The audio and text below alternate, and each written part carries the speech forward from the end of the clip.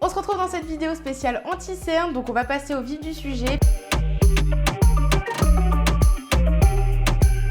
Personnellement, j'en utilise deux le plus souvent, donc un format crémeux et un format liquide, donc avec la petite pipette, le petit applicateur comme celui-ci qui est le plus souvent retrouvé dans les types d'anti-cernes. Mais personnellement, je préfère le format crémeux parce que je trouve qu'il a un côté qui camoufle beaucoup mieux les cernes. Si vous avez tendance à avoir des sécheresses en dessous de l'œil, donc que vous avez tendance à peler ou voilà, avoir des sécheresses tout simplement, je vous conseille plutôt d'utiliser les formats crémeux qui vont avoir un fini un petit peu plus gras et qui va permettre d'apporter une certaine hydratation et de gérer les sécheresses, éviter d'avoir des petites peaux qui pèlent ou autre. L'anti-cerne, c'est hyper important puisque c'est ce qui va vous permettre de camoufler donc déjà les cernes, bien évidemment, mais ça va aussi vous permettre d'apporter des zones de lumière sur votre visage. Ce que je peux vous conseiller, c'est de partir sur une teinte d'anti-cerne en dessous celle de votre fond de teint. Si vous cherchez à avoir un rendu très naturel, ne partez pas sur une teinte beaucoup trop claire. Le rendu final, ce sera tout simplement deux gros spots autour des yeux et personnellement, je trouve pas ça du tout joli et encore moins naturel. Je vais donc vous montrer un côté avec le format liquide et l'autre côté avec le format crémeux. De ce côté-là, je vais partir avec un format liquide. Celui-ci vient de chez Makeup Revolution, il est pas très cher, il est vraiment très bien. La teinte, elle est un petit peu trop claire même, j'ai envie de vous dire. On va donc appliquer le premier anti-cerne, donc liquide.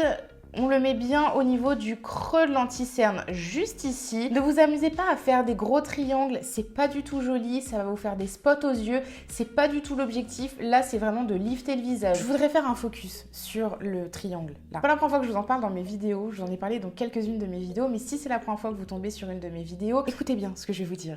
Vous voyez souvent sur les réseaux des personnes qui se font un gros triangle ou qui mettent beaucoup d'anti-cerne sur cette zone. Le triangle, il est utilisé par des professionnels du maquillage qui, la plupart du temps, partent en shooting photo ou en tournage pour des vidéos.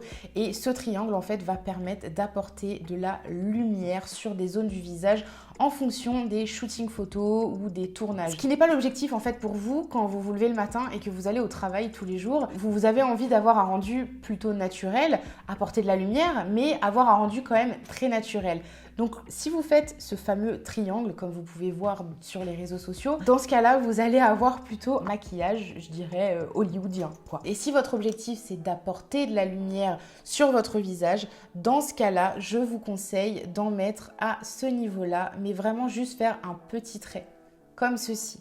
Et après, une fois que vous allez étaler, vous allez avoir ce jeu de lumière qui est tout à fait naturel et qui va bien se matcher avec la lumière du soleil. On prend la Beauty Blender. Si vous avez la chance d'avoir les mini Beauty Blender, je vous conseille d'utiliser celles-ci puisqu'elles sont vraiment beaucoup mieux et beaucoup plus précises pour l'anti-cerne. Mais si vous êtes comme moi avec des grosses Beauty Blender, vous la pressez comme ceci et vous l'étalez pour avoir plus de précision. Là, on est sur quelque chose de beaucoup plus naturel et qui va apporter un reflet de lumière autour des yeux. De l'autre côté, on va utiliser donc le format crème. Je le prélève avec le doigt parce que pour le coup, ça va me permettre d'absorber beaucoup plus de matière. Et pareil, je vais en mettre donc au niveau de mes cernes ici et ici pour vraiment apporter un petit peu de lumière. Mais pas plus. Et bien évidemment, vous tapotez, ne vous amusez pas à lisser comme ceci parce que vous allez faire des traces, alors que quand vous tapotez, ça va donner un fini beaucoup plus uniforme. Je vous laisse constater la différence. Donc de ce côté-là, ça a vraiment matifié. Donc le rendu de l'anti-cerne est très mat. Donc conseillé plutôt pour les peaux à tendance grasse. Et de ce côté-là, donc ça a un rendu un petit peu plus gras, un petit peu plus lumineux. Donc que je conseille pour les peaux à tendance sèche. L'anti-cerne n'a plus de secret pour vous. Je vous dis à tout de suite pour la vidéo suivante qui sera sur le contouring.